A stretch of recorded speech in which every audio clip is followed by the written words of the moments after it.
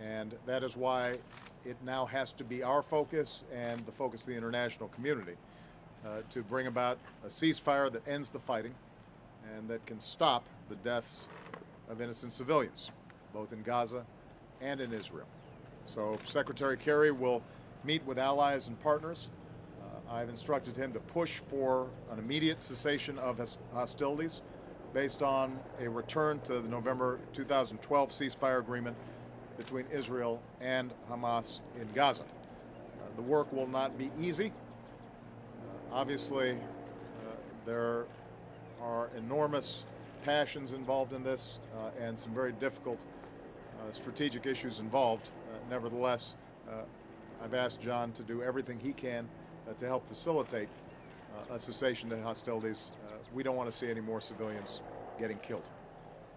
With respect to Ukraine, it's now been 4 days since Malaysian Airlines Flight 17 was shot down over territory controlled by Russian-backed separatists in Ukraine. Over the last several days, our hearts have been absolutely broken as we've learned more about the extraordinary and beautiful lives that were lost. Men, women, and children, and infants who were killed so suddenly and so senselessly. Our thoughts and prayers continue to be with their families around the world who are going through just unimaginable grief. I've had the opportunity to speak to a number of leaders around the world whose citizens were lost on this flight, and all of them remain in a state of shock, but frankly also in a state of outrage. Our immediate focus is on recovering those who were lost, investigating exactly what happened, and putting forward the facts. We have to make sure that the truth is out and that accountability exists. Now, international investigators are on the ground. They have been organized. I've sent teams. Other countries have sent teams.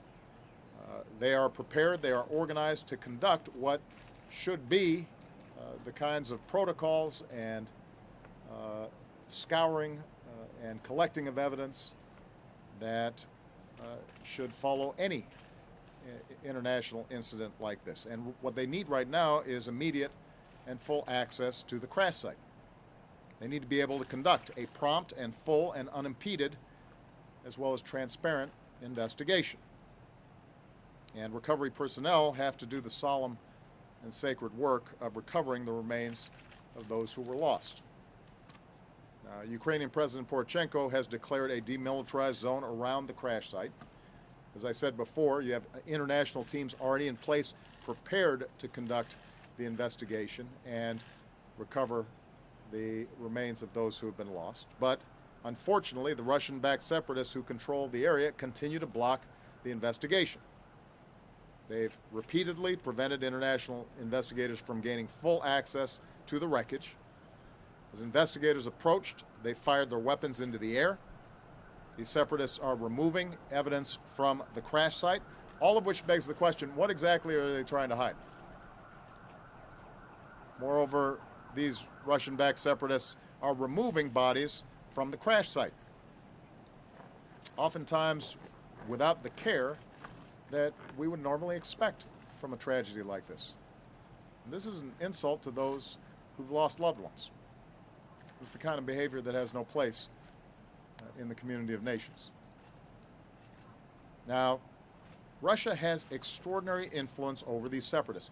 No one denies that. Russia has urged them on. Russia has trained them. We know that Russia has armed them with military equipment and weapons, including anti-aircraft weapons. Key separatist leaders are Russian citizens. So, given its direct influence over the separatists, Russia, and President Putin in particular, has direct responsibility to compel them to cooperate with the investigation. That is the least that they can do. President Putin says that he supports a full and fair investigation. And I appreciate those words, but they have to be supported by actions. The burden now is on Russia to insist that the separatists stop tampering with the evidence, grant investigators who are already on the ground immediate, full, and unimpeded access to the crash site. The separatists and the Russian sponsors are responsible for the safety of the investigators doing their work. And along with our allies and partners, we will be working this issue at the United Nations today. More broadly, as I've said throughout this crisis, and the crisis in Ukraine generally, and I've said this directly to President Putin as well as publicly, my preference continues to be finding a diplomatic resolution within Ukraine. I believe that can still happen. That is my preference today, and it will continue to be my preference. But if Russia continues to violate Ukraine's sovereignty and to back these separatists, and these separatists become more and more dangerous and now are risks not simply to the people inside of Ukraine, but the broader international community, then Russia will only further isolate itself from the international community, and the costs for Russia's behavior will only continue to increase. Now's the time for President Putin and Russia